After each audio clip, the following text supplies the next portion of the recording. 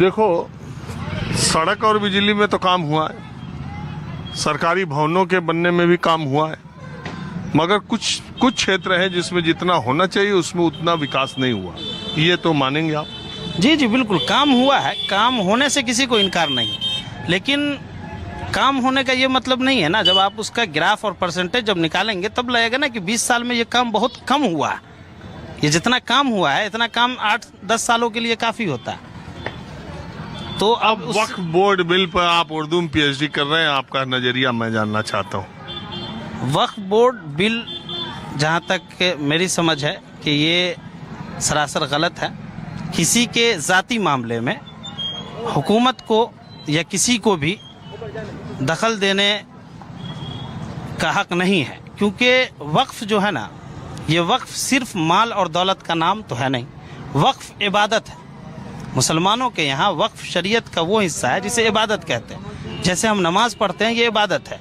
अब कोई आकर हमें ये बताएगा कि नहीं ज़ोहर की नमाज 4 रकत के बजाय 2 रकत पढ़ो, तो ये तो गलत हो जाएगा।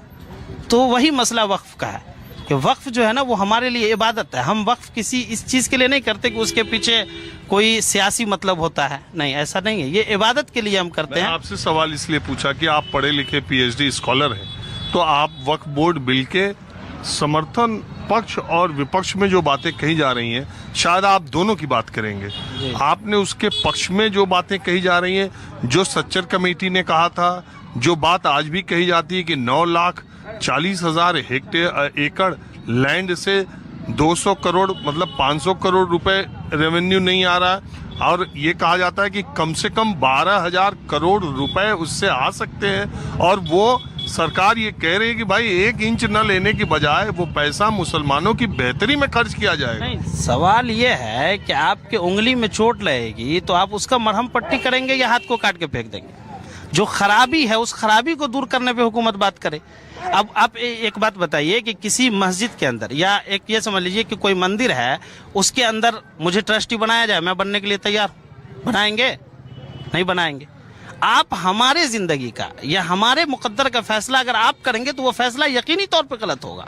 इसलिए कि आप, मैं ये बात आपसे इसलिए कह रहा हूँ, मैं मानता हूँ कि मुसलमानों के लिए वक्फ बोर्ड बिल लाने से पहले तमाम वक्फ बोर्ड, तमाम उनके जो शोरा इकराम और जो उनके मुस्लिम संगठन है, उन लोगों से बातचीत की गई होती, एक लंबी प्रक्रिया अपनाने के बाद ये फैसला लिया जाता, तो शायद ये गलतफहमी, ट्रस्ट डेफिसिट की स्थिति नहीं आती। ये मैं मानता हूँ, लेकिन ये भी आपको मानना पड़ेगा कि सच्चर कमेटी की रिपोर्ट की जितनी सिफारिशें हैं उसमें कुछ को जो आपके मन की रहती है उसको आप मान लेते हो। सच्चर कमेटी ने ये कहा था कि अगर गैर मुस्लिम सब्जेक्ट का एक्सपर्टीज रखता हो और इसकी ट्रांसपेरेंसी और इसके अच्छे रखरखाव के लिए गैर मुस्लिम को भी उसमें डालना हो, तो इस पर भी सरकार को, वो उसकी रिकमेंडेशन में है, और सच्चर कमेटी कोई मोदी सरकार ने नहीं बनाई थी। हम ये कह रहे हैं कि हमारे हिंदू भाइयों के जो वक्फ के इदारे हैं, इनको आप उर्दू में वक्फ समझिए, वैसे इदारों में भी उन मुसलमानों को आप हमें मत शामिल कीजिए, यहाँ खड़े लोगों को मत शामिल कीजिए। आप उन शख्सियतों को निकालिए जिनकी हैसियत एपीजे अब्दुल कलाम जैसी है, लेकिन फिर भी आप नहीं बनाएंगे उनको क्योंकि वो मुसलमान है। नहीं, उसमें तर्क है नहीं, कि बहुत सारे मंदिरों के प्रबंधन, काशी विश्वनाथ मंदिर में आपको जो पर्ची कटाते हैं वो सरकार को जाती है, बहुत सारे मंदिरों का प्रबंधन सरकार करती है, उसका रेवेन्यू सरकार लेती है। अभी ये मस्जिद पे लागू कर दिया जाए, अभी मदरसे पे लागू कर दिया जाए तो वो तो बहुत ऐतराज हो जाएगा। देखिए, अब यहाँ तक ये बात आई ना कि ये आप एक कायदे के तहत सरकार के पास रेवेन्यू जा रहा है, कोई दिक्कत नहीं है, लेकिन यहाँ तो आप पहले से ही लूट कर बैठे हुए हैं। अब आप देख लीजिए मिसाल के तौर पर कि आप बिहार सरकार में ही देख लीजिए कि हुकूमत जो अल्पसंख्यक स्कूलें खोल रही है, हुकूमत जो अल्पसंख्यक छात्र आवास बना रहे हैं, वो वक्फ की जमीन पे बना रहे हैं। हमने तो कभी नहीं रोका, जबकि हुकूमत की जिम्मेदारी ये थी कि वो राज्य सरकार की जमीन पे बनाता, न कि वक्फ की जमीन पे बनाता। लेकिन वक्फ हम इसलिए दे रहे हैं कि हुकूमत को जरूरत है, उसका इस्तेमाल करे। वो हमारे लिए अगर कर रहा है तो बिल्डिंग बिहार सरकार की है, जमीन वक्फ की है, इसी बगल में 2-2 वक्फ की जमीन पे अल्पसंख्यक छात्र आवास है। आप यहाँ से कुछ दूर आगे चले जाइए तो छात्र आवास मिल जाएगा। अल्पसंख्यक छात्रावास वक्त पे नहीं बनेगा।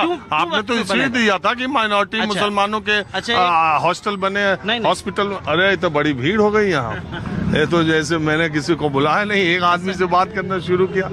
सर ऐसा है सर कि जनरल लोगों के लिए जो छात्रावास बनेगा उसकी ज़मीन सरकार मुहैया करेगी, और मुसलमानों के लिए जो छात्रावास बनेगा उसकी ज़मीन वक्फ बोर्ड मुहैया कराएगी। ऐसा क्यों? यही तो भेदभाव है ना। लेकिन हम ये इसलिए नहीं कह रहे हैं क्योंकि कोई मसला नहीं है, सरकार को ज़रूरत है हम देंगे, कब्जा नहीं न करने देंगे हम। यहाँ बात क्या है, यहाँ मसला ज़मीन का नहीं है, ये बात समझना होगा। अब देख लीजिए, हुकूमत कह रही है कि हम वक्त पर बहस करने के लिए लोकसभा में 8 घंटे का वक्त देंगे। अब आप ही बताइए कि 20 करोड़ मुसलमानों के मुकद्दर का फैसला 8 घंटे में कर देंगे आप? बस 8 घंटे में? विपक्ष कह रही है कि नहीं, कम से कम 12 घंटा दीजिए, आपके पास वक्त नहीं है 4 घंटा बढ़ाने को। नहीं, वो तो देखिए ऐसा है, स्पीकर एक टाइम अगर बिजनेस एडवाइजरी कमेटी में विपक्ष के लोग बैठे होते तो शायद वो बात, मैं ये नहीं मानता कि 8 घंटा हो सकता है 8 ही घंटे में पूरी हो जाए, हो सकता है बायकॉट हो जाए, विपक्ष के लोग बोले ही ना तो फिर 8 घंटा भी ज्यादा हो जाता है। दूसरी बात, 8 घंटे को 12 घंटा करना स्पीकर के हाथ में, अगर सारा हाउस उसमें जब बहस एक बार शुरू होती है सारा हाउस मिलकर तय करता है कि इसको 12 घंटा करे तो करा जा सकता है, कोई ऐसी चीज नहीं है। मैं जरा कुछ और लोग आ गए, बात करता हूँ। बहुत आप हमसे नहीं होगा सर। हाँ, नहीं होगा। हाँ बोलिए। देखिए सर, हाँ क्या निकाल रहे? 50 रुपया इनको दिया। हाँ दे दिया। हाँ। आपका अधिकार है उस पर आपका अधिकार है। मुझे अब क्यों? हम इतना ही जानते हैं, हम अनपढ़ गवार हैं, लेकिन हम 50 रुपया इनको दे दिया। आप अधिकार है लेने का, ना आप लीजिए। वो पैसा कैसे लीजिएगा?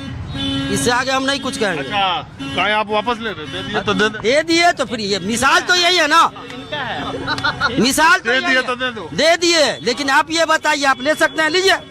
नहीं तो अब ये 50 रुपए हाँ। ये आपका नहीं है, ये भजेगा तब ये रिजर्व बैंक ऑफ इंडिया का भाई, है। वो कल आप- सुनो, हाँ। अगर यही 50 की नोट कल केंद्र सरकार रिजर्व बैंक ऑफ इंडिया कहे कि अब नहीं चलेगा तो ये दिया कुछ नहीं होगा। फिर ये तो आप ढूंढिए ना, कहाँ से वो नहीं चलेगा, वो कहाँ से नहीं चलेगा वो आप ढूंढिए, हम नहीं ढूंढे हैं। तो आप दिए हैं तो हम इसको रिसीव कर दिखा। मोटे तौर पे आपको ये समझ में आ रहा है कि आप जो वक्फ कर दी जमीन दूसरे आप को ढूंढिए कहाँ तो से दूसरा नहीं लेगा। तो कहाँ से आएगा? सो आप ढूंढिए ना, मेरा काम नहीं है उसमें टाइम देना, वो सरकार दे ढूंढे।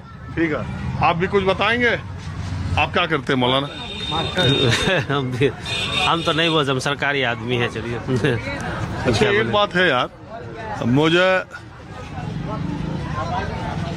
मुझे जो है आज मधुबनी में कई लोग मिले जो सरकारी कर्मचारी मुसलमानों में काफ़ी दिख रहे हैं, तो ये मुझे समझ नहीं आ रहा कि यहाँ गवर्नमेंट एम्प्लॉय अच्छी खासी संख्या में दिख रहे हैं। अच्छी खासी संख्या में, खास करके स्कूलों में टीचर, स्कूल और मदरसा बोर्ड जो है उसमें अच्छी खासी संख्या में टीचर है। तो आप भी मदरसे में? हम स्कूल में हैं। कौन से बिहार स्कूल? सरकार में, बिहार सरकार के स्कूल में। आप मदरसे में बढ़िया पढ़ाई होती कि स्कूल में? देखिए भाई, जो लोग ईमानदार है ना, वो चाहे जहाँ भी रहे, मदरसे में रहे तब भी पढ़ाएंगे और स्कूल में रहे तब भी पढ़ाएंगे। जो बेईमान है वो बेईमान रहेंगे तो मदरसे में नहीं पढ़ाएंगे या स्कूल में भी नहीं पढ़ाएंगे। ईमानदार जो होगा वो हर जगह पढ़ाई करेगा, पढ़ाएगा। और स्टूडेंट दोनों में अच्छा किस में निकल? अच्छा स्टूडेंट जो है तो सरकारी में कम, प्राइवेट से ज़्यादा निकलता है, और मदरसे में लोग बच्चे अच्छे निकलते हैं। अच्छे बच्चे मदरसे में निकलते हैं। मदरसे वाले तो वही उसी में मदरसे ही में पढ़ाने, और ये मौलाना और उलमा और मस्जिद में यही नहीं, उसमें सर हर पढ़ाई होती है, उसमें साइंस की भी पढ़ाई होती है और जो इंग्लिश वगैरह, मैथ वगैरह, सब हर चीज़ की पढ़ाई। कंप्यूटर चालू हो गया? हाँ, कंप्यूटर वगैरह भी है, कुछ जगह चालू है, अभी पूरे तरह पर नहीं चालू है। वक्त अच्छा आप कह रहे हो सरकारी हो, चाचा कुछ बोले चाहते हो? ना अब हम नहीं कुछ होता है, हम गवारा नहीं, क्या बोले ना, हम नहीं कुछ वक्फ बोर्ड बिल पे जो हल्ला मचा रहे, सियासत कर रही, सियासत है का? ना, ये नहीं रहते रोड पे, हम लोग नहीं रहते हैं, नमाज पढ़े घर गए तो आज यहाँ भीड़ भाड़ देखे तो यहाँ चले आ कि क्या हो रहा है देखे गया। इस सब का मामला हम लोग के पास उतना ताकत नहीं है जो किसी में ले गए।